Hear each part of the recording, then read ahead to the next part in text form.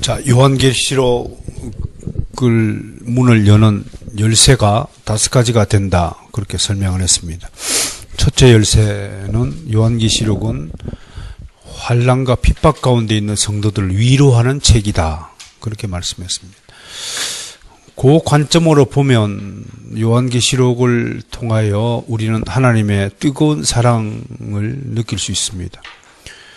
두 번째는 요한계시록의 중심에 뭐가 있냐면 어린 양의 보좌가 있다. 그렇게 설명했습니다. 어린 양의 보좌를 중심으로 모든 심판이 일어나고 보좌를 중심으로 찬양과 경배의 모습들이 이루어지고 있다. 천상 예배의 모습을 우리가 보좌를 중심으로 충분히 발견할 수 있다. 그러므로 요한계시록은 보좌서다. The letter of throne, 보좌로부터 온 편지다. 보좌의 기록이다. 그렇게 말할 수 있는 겁니다. 만약에 하나님의 보좌가 없다면 이 우주의 중심이 어디에 있겠습니까? 그러니까 우리 신앙생활에 있어서 모든 신앙의 중심이 하나님의 영광이듯이 그 영광은 바로 보좌로부터 비롯된다는 것. 이걸로 잊지 말아야 됩니다. 그래서 보좌 중심이라는 것은 하나님의 주권 중심이다. 라는 측면에서 개혁신학을 정통적으로, 핵심적으로 우리가 관찰할 수 있다라고 말할 것입니다. 세 번째는 요한계시록은 수많은 상징들이 나온다. 그 상징들을 살펴보는 것도 우리가 매우 의미 있는 작업이다라고 소개했습니다. 특히 상징은 또 다가올 미래에 대한 예측을 우리로 하여금 잘 할 수 있도록 그렇게 안내해 준다라고 말할 수 있습니다. 네 번째는 바로 이 요한계시록은 찬양의 책이다. 경배의 책이다라고 말할 수 있는 것입니다. 그런데 지난 시간에 우리가 이 경배를 누구한테 드리냐면 어린 양한테 드린다. 근데 어린 양이 사복음서에 등장하는 어린 양과 요한계시록에 등장하는 어린 양의 묘사가 다르다. 사복음서에서는 죽음의 도살장으로 끌려가는 아주 불쌍한 어린 양 모습이었다면 요한계시록의 어린 양은 물론 모양은 피 흘린 어린 양의 모습이지만 영광과 존귀의 관을 쓰신 승리를 쟁취하신 어린 양의 모습, 그리고 만물로부터 특히 보좌 중심의 모든 그룹들과 24장로들로부터 경배를 받으시는 어린 양의 모습으로 우리가 바뀌어져 있다 라는 것입니다. 그래서 얼마나 그 모습이 존귀하고 영광스러우면 뜨거운 찬양들이 요한계시록에 계속 이어지고 있는데 모든 그 24장로들과 천사들이 경배하는 모습, 예배하는 모습이 담겨 있고 그 찬양곡만 제가 세알래 보니까 한 15곡이 삽입되어 있다. 그러니까 우리가 한번 예배를 드릴 때 이 15곡을 부르면 만만치 않죠, 그죠? 예배 드릴 때. 우리가 예배 드릴 때 몇 곡 부르죠, 목사님? 시작할 때 2곡.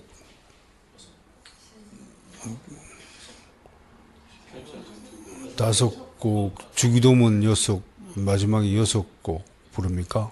그 성찬식 하면 7곡. 한동주 씨는 거기다가 이제 예배 기도총회 예배송 9곡, 10곡을 치고만요. 10곡을. 그거 야, 참 만만치 않네요. 반주자도. 반주자가 10곡을 지금 우리를 위해서 매주 수고하시네요. 요한계시록은 한 15곡의 찬양곡이 수립되어 있다라는 겁니다.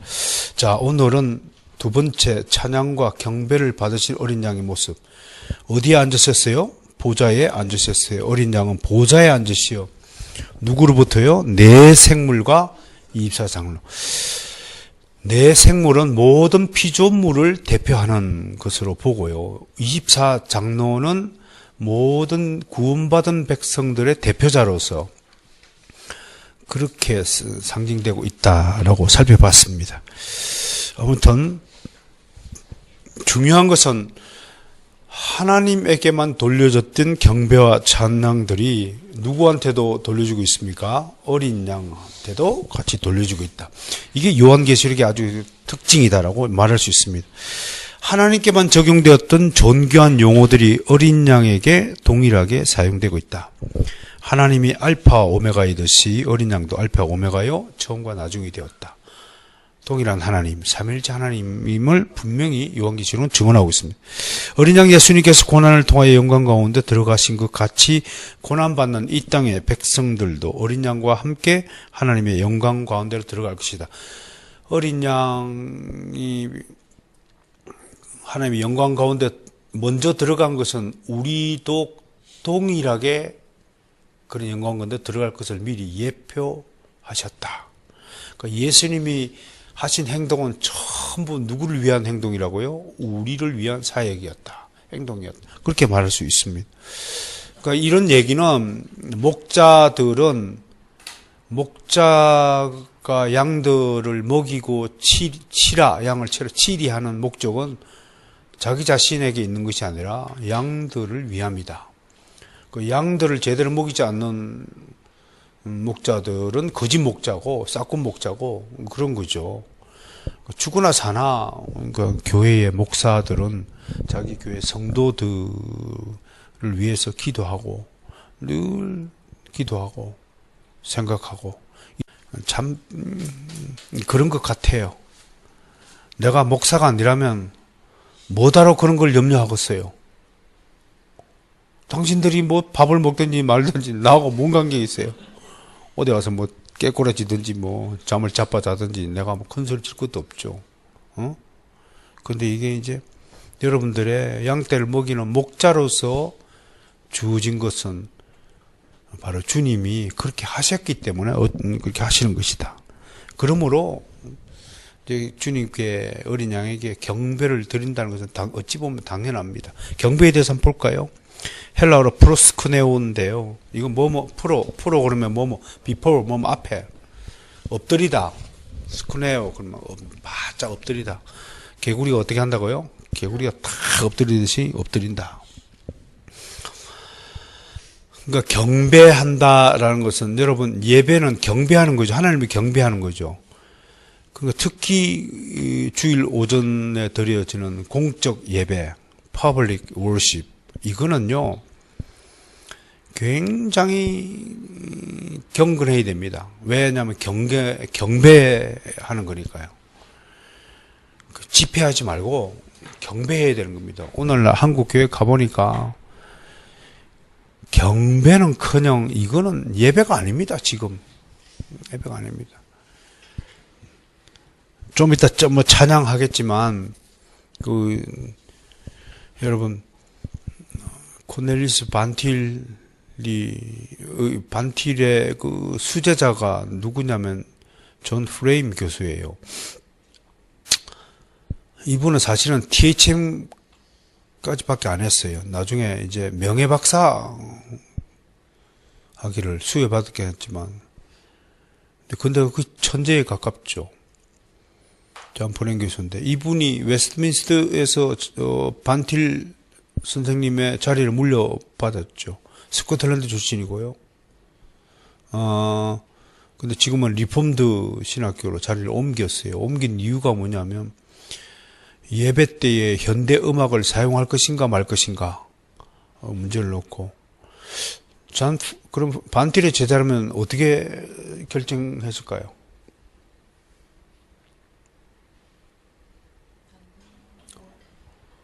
현대음악 사용하면 안 되죠. 경박스러운 거를 사용하면 되겠습니까?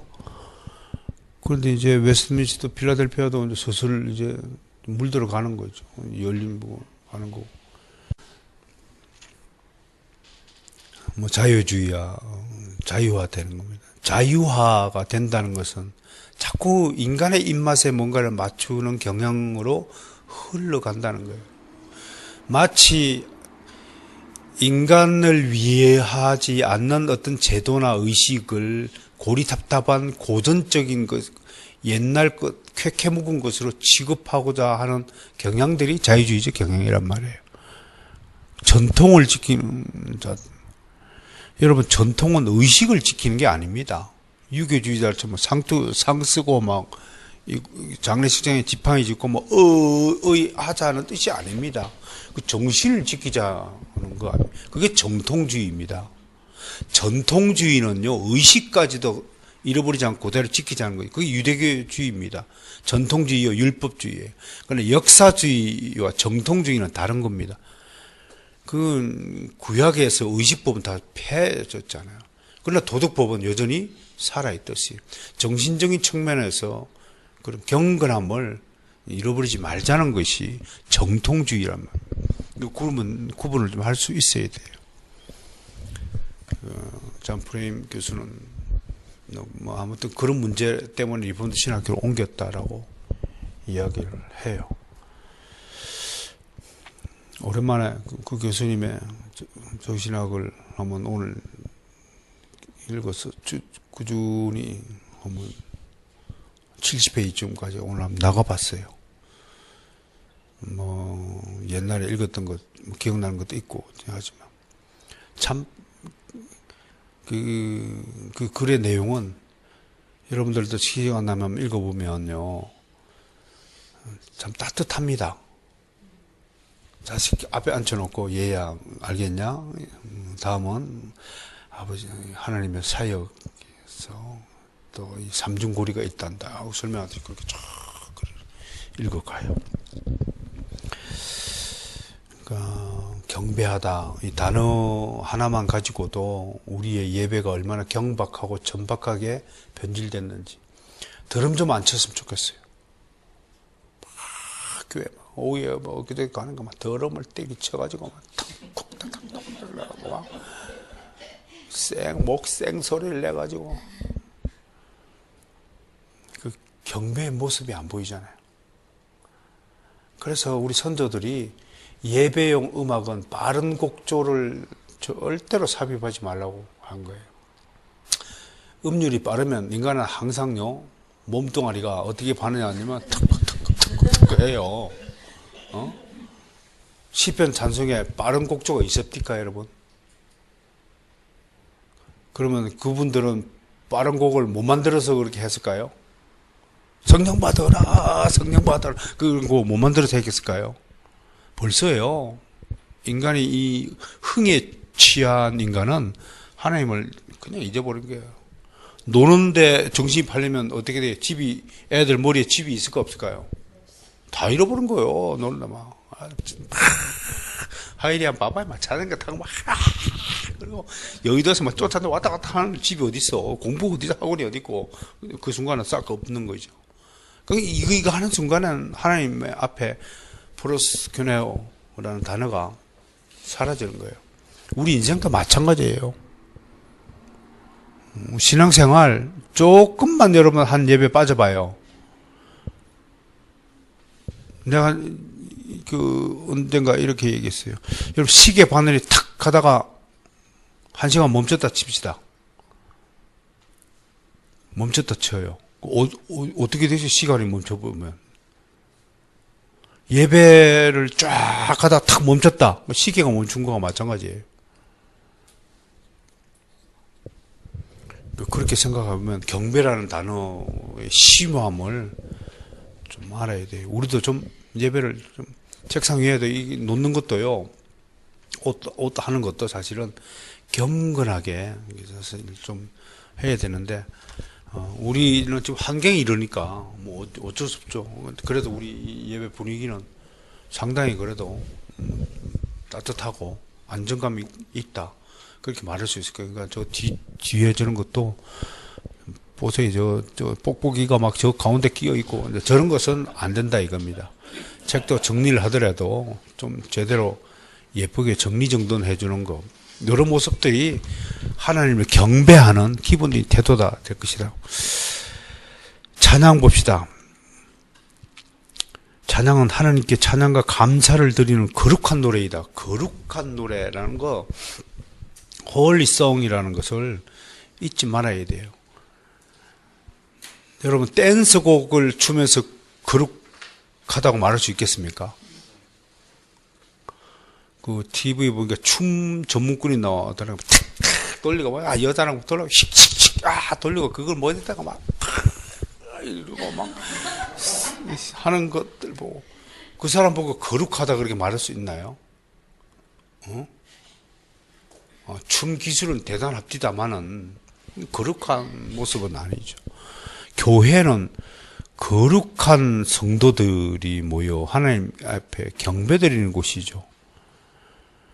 근데 교회가 막 그런 음악이 도입이 되고 그런 춤들이 막 하고 왜 교회가 세상을 닮으려고 하는지 생각해 봐야 돼요. 아니 우리가 존재하는 것은 세상이 우리를 닮게 하기 위함이잖아요. 세상이 우리를 닮아서 그렇게 해서 가야 되는데 교회가 세상을 닮아가지고 꼭 같다. 그런 건 찬양이 아니에요. 노래하는 거고 생목 뜯는 거예요. 생목 지르기예요. 막 그럴 것 같아. 그 여자 권사님이 오후에 갔더니 그 인도하는데 너무 음을 높게 잡아가지고 막 아이고 듣는 사람 막 위태위태할 때 위태위태하고 아니 남자 키를 잡으면 어떻게 여자 키를 잡아 깨야지. 한데 아니 시편 찬송이라도 막 그렇게 확 부르면 은혜도 되지. 그냥 고고당처럼 막 쿵쿵쿵쿵쿵쿵쿵 해가지고 그 음악 리듬으로 사람의 흥을 돋구려고 하는. 여러분 교회는 사람의 흥을 돋구는 곳이 아닙니다. 교회는 사람들을 재미있게 만드는 곳이 아닙니다. 여러분들을 하나님 앞으로 데려가서 포르스키네오 바짝 엎드리게 하는 것이 교회가 해야 될 일입니다. 찬양에는 영어가요 힘이잖아요. 힘. 영어 자체가 힘이에요. 힘. HYMN N은 묵음이고요. 힘으로 읽어요. 찬양은 힘있게 하는 거예요. 우스갯소리 이러지만 찬양이 프레이즈는 뭐 박치면서 칭송한다 이런 뜻이지만 우리가 찬양을 힘으로 이렇게 주로 개혁교회에서는 복음주의는 찬양을 프레이즈라 그래요. 근데 우리는 힘이라 그래요. 히브리어에서 히브리어 원문을 존중한다는 뜻으로 번역하는 거거든요. 힘있게 불러야 돼 찬양은. 세상 노래는 좋은 목소리로 막 부르지만 우리는 가수 아니잖아요. 성령 가수가 되길 바랍니다. 그러니까 히브리어로 할랄 그러면 이게 이제 찬양하다. 이 할랄은 아무나 찬양한 것이 아니고 자기가 존경하는 대상을 찬양한다라는 뜻으로 쓸 때 할랄을 영어로 힘으로 번역한 거예요. 그리고 이제 헬라어로 아이네오라는 게 있고요. 휘네오라는 게 있어요. 휘네오. 그 다음에 프살로 이런 단어들이 이제 신약 성경에서 찬양하다, 찬송하다, 찬미하다라는 뜻으로 이렇게 쓰여지는데 이 단어들은 그냥 뭐 사람들이 모여서 노래하는 의미로 쓰여진 것은 아니고 반드시 모든 피조물이 하나님께 드려지는 하나님의 영광을 노래할 때 노래한다. 그런 뜻으로 힘내어 이런 그 붓살로 이런 단어가 쓰여졌다는 것을 볼 수 있습니다. 보통 성경에는 이제 주로 이스라엘 백성들은 이제 시편을 찬송했고요. 시편을. 그 다음에 그 홍해바다 건너자마자 모세와 이스라엘 백성들이 불렀던 노래, 그걸 우리가 이제 바다의 노래, 홍해 기적의 노래라고 부르잖아요. 그런 노래들의 흔적들, 원형들이 있지만 히브리어 노래를 들으면 오늘날 우리가 부르는 시편 곡조하고 거의 비슷합니다. 그러니까 시편 멜로디는 히브리인들이 부르던 그 운율, 리듬을 그대로 가지고 와서 현대화, 악보화 시킨 겁니다. 유대인들은 악보가 없어요. 그래도 잘 부르대. 중국 애들도 콩나물 대가리 악보가 아니고 번호를 이렇게 543 이렇게 적어놨습니다. 근데 이거 잘 불러요. 뭐 음악 꼭 콩나물 대가리만 음표가 아니고 우리는 이제 궁상각치어 금은고 타는 거 보면 악보가 신기하잖아요. 퉁퉁퉁 이렇게 되어 있잖아요. 악보가 다 틀리지만 전 세계적으로 이제 콩나물 악보가 보편화되어 있지만 민족마다 악보가 존재해 있죠. 그런 장면에서 이제 신명기 32장에 있는 모세의 노래, 사사기 5장의 드보라의 노래, 사무엘상 2장에 있는 한나의 노래, 그 다음에 누가복음 1장에 있는 마리아의 노래, 외경에는 이제 사가랴의 찬송도 있고 뭐 그렇다고 합니다만 이런 찬송들이 이제 성경에 이제 기록이 되어 있고요. 그 다음에 시편 113편을 가봅시다. 113편, 시편 113편.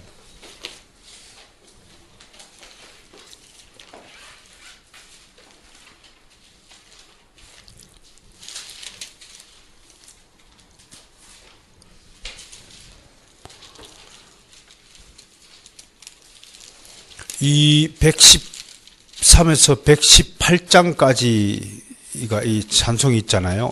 113장만 한번 읽어봅시다. 시작. 할렐루야. 여호와의 종들아 찬양하라. 여호와의 이름을 찬양하라. 이제부터 영원까지 여호와의 이름을 찬송할지어다. 해 돋는 데에서부터 해지는 데까지. 여호와는 모든 나라보다 높으시며 그의 영광은 하늘보다 높으시도다. 여호와 우리 하나님과 같은 이가 누구리요? 언제셨으나 스스로 낮추사 천지를 살피시고 가난한 자를 먼지 더미에 일으키시며 궁핍한 자를 거름 더미에서 들어 세워 지도자들 곧 그의 백성의 지도자들과 함께 세우시며 또 임신하지 못하던 여자를 집에 살게 하사 자녀들을 즐겁게 하는 어머니가 되게 하시는도다. 할렐루야. 요런 이제 할렐루야 찬송, 여호와께 드리는 찬송, 시편 찬송. 요 113에서 118편은 특히 이제 6월절 절기 때 반드시 시편 찬송을 불렀다는 겁니다. 그래서 지금도 다른 거는 다 사라졌는데 유대인들 사회에 가면 유대교에서는 지금도 113편부터 118편을 6월절날 꼭 이렇게 곡조를 부른다고 합니다. 그래서 이 113편을 직접 이제 옛날에 이스라엘에 유학 갔다 오신 교수님이 한국 배워가지고 뽑는데 이제 노래를 좀 잘하면 듣기 때문에 노래를 잘 못하니까 아마 반음치더라고요. 참 듣기가 괴로웠습니다. 그래서 별로 유대인들의 시편 노래 일단 좋은 이미지는 없지만 그래도 어떤 사이트에 가서 이렇게 들어보니까 굉장히 무겁게 부르더라고요. 마치 우리나라 판소리, 그러니까 유대인들의 시편 찬송가는 우리나라의 판소리다라고 생각하면 됩니다. 그 정선 아리랑 그 송소희 양이라고 여러분 아세요? 판소리 아리아리랑 스리스리랑 뭐 이런 그 목소리가 아주 독특하잖아요. 근데 히브리인들도 시편 부를 때 아주 독특해요. 아비 집에서 내가 그 아리로다. 뭐 이렇게 부르는 아브나스타리 예스 아무부 뭐 이렇게 부르는 다 까먹었어요 나도. 그 한참 배워가지고 우리 부르고 그러는데 그러니까 이 발음들이 나오는데 한국 부를 때마다 이 앞에 보면 침이 이만큼 튀어 있어. 아주 뭐 힘드는데 아무튼 그런 광경들이에요. 단지 유대인들만 불렀느냐? 그렇지 않아요. 초대 교인들도 찬송을 했다는 흔적이 있습니다. 이 초대 교인들은 무슨 찬송 불렀을까요? 시편 찬송 불렀어요. 우리가 사도행전 16장 25절 볼까요? 사도행전 16장 25절.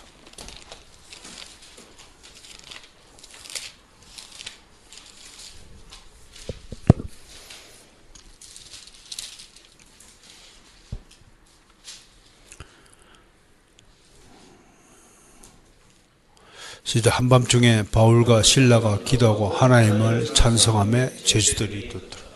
바울이 유대인이잖아요. 실라도 유대인이고. 그러니까 찬송하고 하나님을 찬송하고. 그러면 바울 이전부터 이미 시편 찬송들이 널리 유대인들 사이에는 불려져 왔다라는 것이 명백합니다. 그 이제 뭐 고린도전서에 있고 그렇지만 더 이상 뭐 강조하지는 않겠습니다. 오늘날 우리가 그래도 우리 개혁교회에서 시편 찬송을 붙들고 있는 것은 쾌쾌묵은 옛날 것을 괜히 고집하고 지키려는 것이 아니라 원래 하나님을 찬양하는 그 아름다운 모습을 잃어버리지 않기 위한 보존에 대한 의무 이런 것들입니다. 사실은 시편 찬송을 잃어버린 교회들은 하나님한테 점수가 좀 깎이지 않을까. 하나님 별로 그렇게 좋아하지 않을 것 같아요. 예를 들어서 이런 겁니다. 노래라는 것은 부모님이 생일잔치를 하거나 뭐 팔순잔치를 할 때 효자라면 우리 부모님이 좋아하는 노래를 골라서 부를 거예요. 근데 갑자기 나타나고 방탄소년단 노래를 부르면 그 아주 기분이 이상할 거. 저놈 자식들이 무슨 노래를 부르는가 뭐 어쩌고 저쩌고 어냐 그러고 그 부모를 위한 노래가 아니잖아요. 그러니까 우리 한국 교회가 지금 그런 하나님을 생각하지 않고 자기들 입맛에 맞는 노래를 좀 부르고 있다. 우리가 시편 찬송에 대해서 그런 차원에서 좀 귀하게 여기고 그렇다고 해서 다른 찬송을 없이 여기나 그러진 않아야죠. 또 필요한 곳에 쓰임 받아야죠. 버스 타고 좀 여행 갈 때는 뭐 좀 복음송가 재미난 거 많잖아요. 뭐 이렇게 불러야지. 그 여행 갈 때도 뭐 하나님 그러면 또 그것도 또 모양이 좀 그렇잖아요. 때와 장소에 맞춰서 부르면 좋겠다 하는 것입니다. 아무튼 찬송은 가장 귀한 선물 중에 하나죠. 모든 음악 중에 찬양은 하나님의 임재를 경험하는 가장 효과적인 은혜의 수단이죠. 그래서 음악가들도 참 이런 찬양의 발전에 매우 기여했죠. 바흐, 교회 음악의 아버지가 바흐입니다. 하나님께 드리는 음악이 있는 곳에 하나님은 항상 은혜로운 임재로 가까이 가신다. 이런 분들은 뭐 음악 신학자입니다. 바흐 같은 경우는 굉장히 깊이 있는 교회 음악을 많이 작곡을 했죠. 종말론적 천상 공동체의 가장 중요한 특징 역시 지상의 찬양 공동체와 다르지 않다. 수없이 많은 찬양곡이 계시로부터 영감을 받아 작곡되었다. 하이든의 천지창조, 멘델스존의 엘리야, 핸델의 메시아에 나오는 할렐루야가 대표적이다. 김은경 장로님이 찬양단이 600명이에요.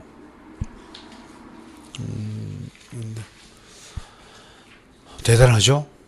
대단하고. 그 밴드, 그 음악에 참여한 오케스트라만 150명. 그걸 매주 그걸 곡을 편곡해가지고 한다는 건 음악 지휘자가 또 참 고된 사업이에요. 그래서 음악 지휘자에는 고정 급여가 주어지는 것은 그만큼 그 작업이 간단치 않은 것이고 비전문가는 꿈도 못 꾸는 것이고 굉장히 육적으로도 힘든 일입니다. 그래서 요즘에는 컴퓨터로 악보로 다 만들어가지고 하니까 옛날에는 그걸 오케서 60명이 60점을 다 그린 거예요. 나팔은 나팔대로 그려주고 막 땡 치는 것도 이게 그려졌다 해도 이거 바이올린 막 북 이거 금관악기 현악기 다 손으로 그렸대요. 이거 하면 한국 긁는데요. 이거 북한에서 이번에 와서 긁는 거 이거 얼마나 연습을 했을까? 걔들 악보도 안 보고 부르대. 다 외웠다는 거죠. 그러니까 기교는 북한 연주단이 기가 막히죠. 근데 이게 뭐가 부족해요? 이게 객석과 호흡이 되면 이게 이제 순간에 이게 로버트가 연주하면 객석에 막 반응이 막 슬프거나 울거나 로버트가 감동이 있을까 없을까요? 입력된 대로 하는 거지. 입력된 대로. 객석가 반응을 하면 한 구절을 더 반복할 수도 있고 지휘자가 순간적으로 위트로 또 느리게 했다가 빠르게 했다거나 막 그렇게 그런 모습이 예술성이 없죠. 핸델의 메시아 할렐루야 할렐루야 할렐루야 따단 따단 따단 하는 그 음악 기억하시죠? 그러니까 이런 것들. 그러니까 현대 음악은 교회 음악으로부터 시작되었다. 우리 김 장로님이 맨날 그 말씀하시잖아요.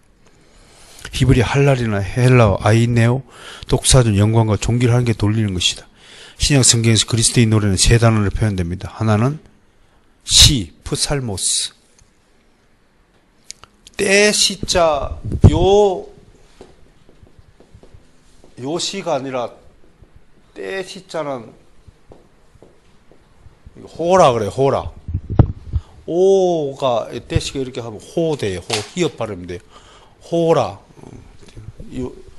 요 시는 프살모스.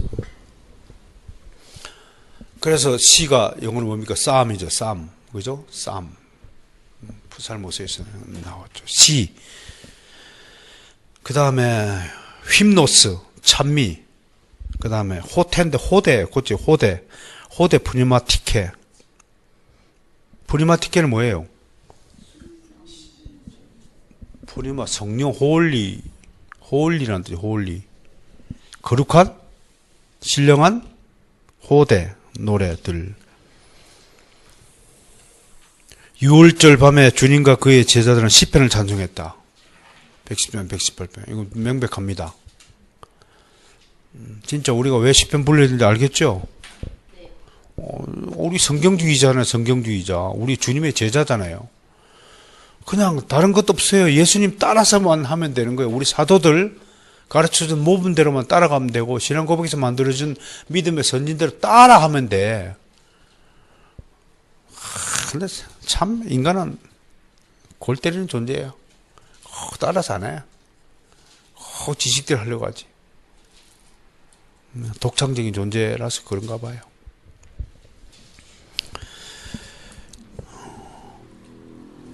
하나님은 모든 피조물들로부터 찬송을 받으시기에 합당하신 분이시다. 그래서 초대교회 성도들은 모일 때마다 주를 경배하고 찬양을 드렸다. 불신자들의 근본적인 죄악은 하나님을 영원하게도 아니하고 감사치도 않은 것이다.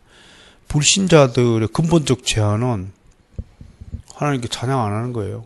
인정 안 하니까 찬양이 안 되죠. 존경 안 하니까 경배 못 하는 거죠. 그게 불신자의 죄죠. 그러므로 모든 성도들은 그분의 구원 사역에 대해 하나님께 찬양을 드려야 한다. 심지어 생명이 없는 피조물이라도 그 백성을 구원하신 하나님을 찬송할 수 있다. 제가 시편을 좀 옮겨놨고요. 하나님은 이스라엘의 찬송 중에 거하신다. 심령으로 여호와를 찬양하라. 찬양할 때 놀라운 하나님의 은혜와 능력을 경험한다. 하늘이 열리고 새로운 은혜의 세계가 열리고 치유 역사가 일어난다. 기독교는 찬양의 종교다. 겉으로 보면 기독교하고 공산주의하고 많이 닮았어요. 공산주의 이론은 기독교 신자인 마르크스가 만들어낸 거예요.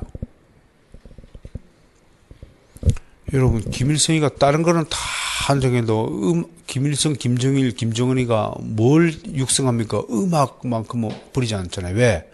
음악이 사람들의 마음을 하나로 확 사로잡는 힘이 있거든요.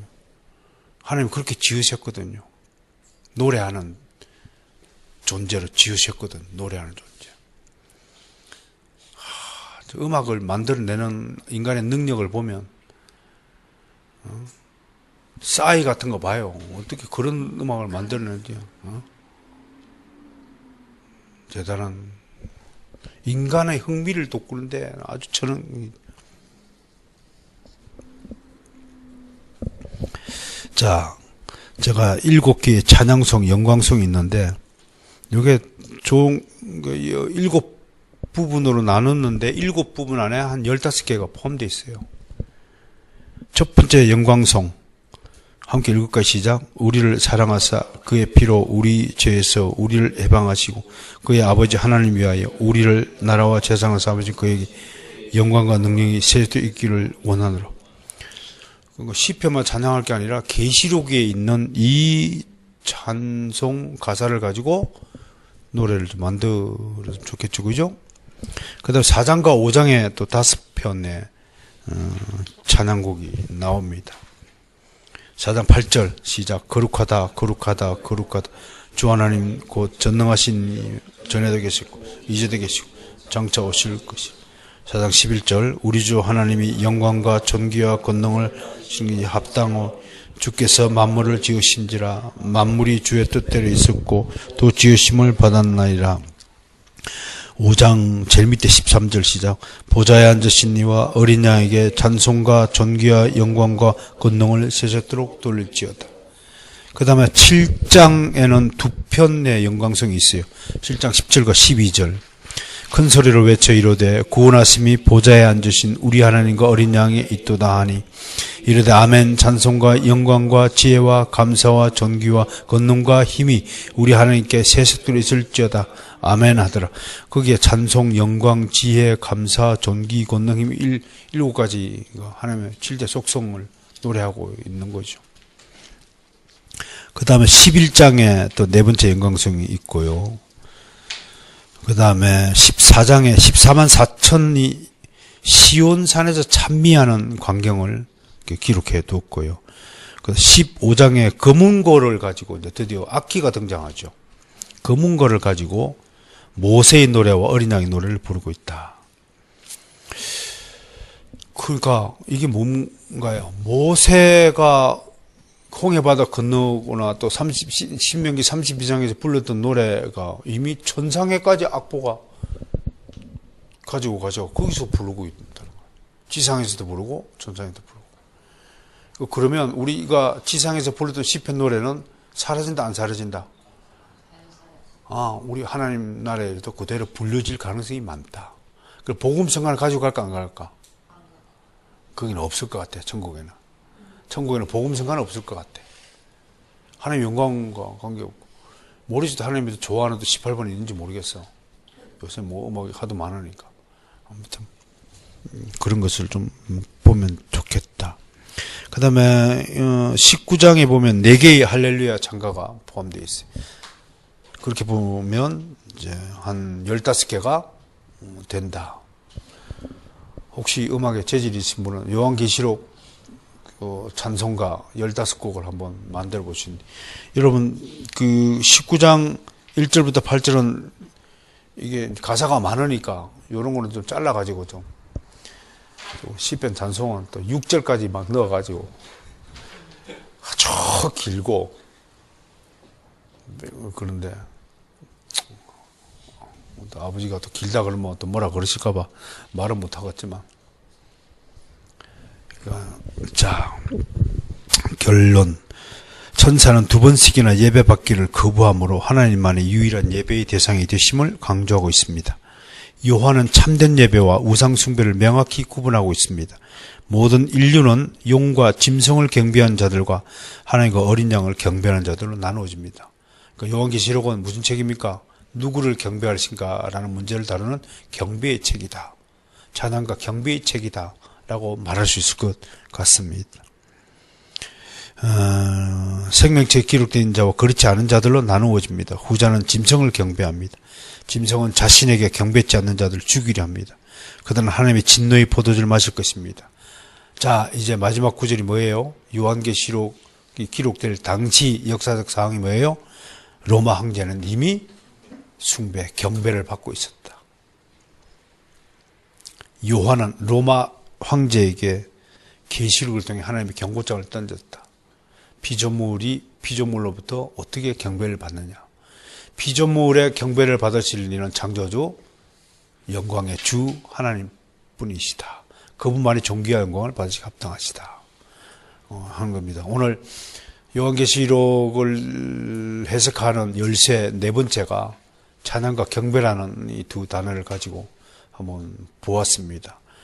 오늘 이 열쇠를 통해서 우리는 요한계시록에 담겨 있는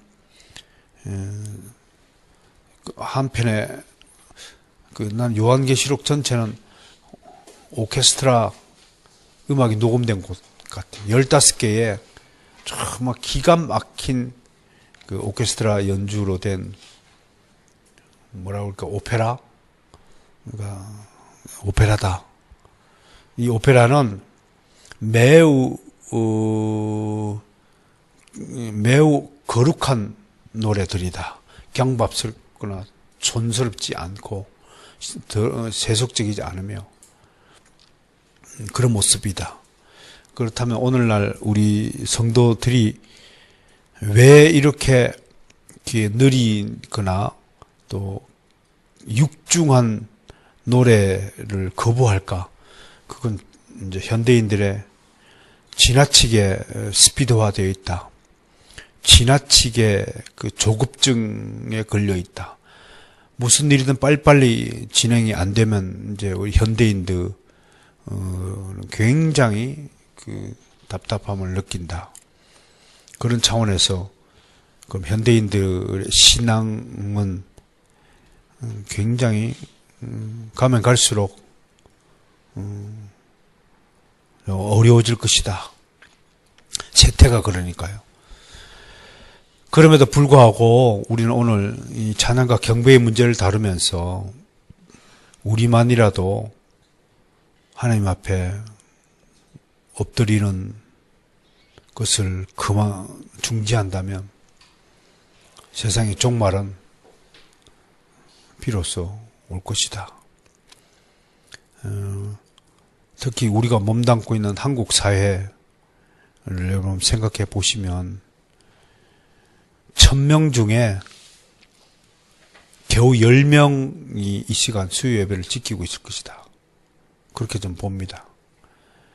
그러면 100명 중에 1명은 1%고 그러니까 1%의 인구가 이제 하나님 신앙을 지켜갈 텐데 99%의 위압감에 눌려서 1%가 제대로 숨이라도 쉴 수 있을까 생각을 해봅니다. 컬링 결승전 붙은 스웨덴이라는 나라가 궁금해서 컬링 때문이라도 또 평소에 스웨덴 바이킹족들이 세운 나라가 이제 노르웨이, 스웨덴, 덴마크, 아이슬란드, 룩셈부르크, 북유럽 쪽에 있는. 네. 그쪽은 이제 그 루트교의 나라들입니다. 그러니까 루트교가 독일 이외에 뿌리를 그래도 내린 것이 그 북유럽 국가들인데요. 살펴보니까 지금은 루트교는 그냥 한 문화의 한 종류로 자리 남았고 다 자유주의가 되었어요. 이런 것을 볼 때 한국 사회에서 정통 기독교 개혁교회의 이 자리매김이 얼마나 중요한가 이렇게 생각을 해보거든요. 우리가 좀 더 개혁주의화 됩시다. 성경주의화 됩시다. 좀 힘들지만 문제는 이렇게 가다가 우리도 고립될 수 있다. 성약파처럼 자기들은 이 세상에서 굉장히 거룩한 공동체로 하나님 앞에 분리되어 구별되어 있다라고 얘기하지만 그것도 나는 그런 개혁주의를 지향한 거 아닙니다. 여러분 세상 사람들 거룩하게 살려면 절대로 세상 일 하지 않으면 거룩해져요. 그런데 우리는 세상 사람들의 더러운 것을 손에 직접 만져가면서 깨끗해져야 되니까 그것도 힘든 거죠. 그런 차원에서 오늘은 또 외부인도 없이 우리끼리만 이렇게 조촐하게 예배를 드렸는데 그런 차원에서 좀 각오를 다지고 다음 주는 재림과 천국에 대해서 공부를 하게 될 것입니다. 그리고 요거 끝나면 신학적으로 교리적으로 종말론을 제가 좀 잠깐 정리하고 드디어 다음 주, 그 다음 주부터 3월 셋째 주부터 이제 드디어 본문 강론. 아니면 3월 말부터 본문 강론을 이렇게 들어가도록 하겠습니다. 자, 요한계시록이 그렇게 난공불락의 요상한 책은 절대 아니라는 것, 여기에도 하나님의 은혜와 하나님의 비밀한 계획이 풍성하게 담겨 있음을 우리는 발견하게 될 것입니다.